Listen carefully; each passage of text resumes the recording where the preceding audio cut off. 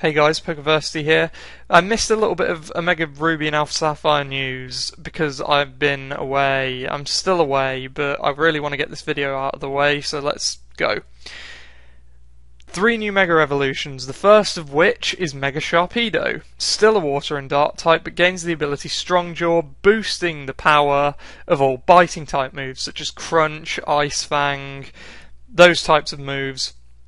It gets a buff in all of its stats, but I don't really like how this Pokemon looks. I think it looks a bit rubbish, to be honest.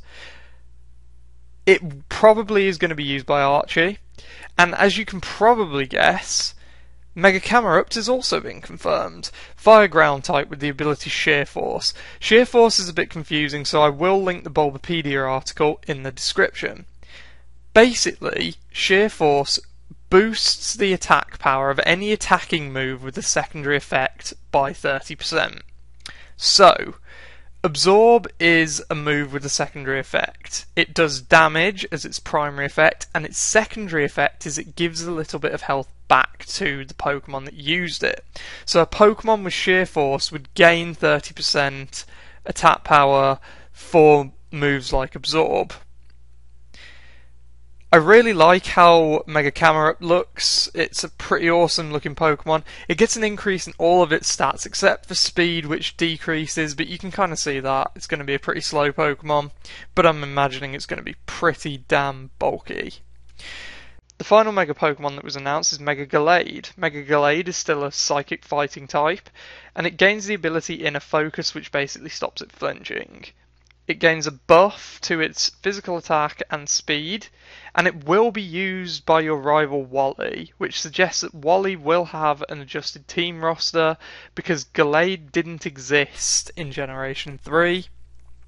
This is pretty cool. It also means that Wally's probably going to have a bigger role in this game, seeing as he will have access to Mega Evolution.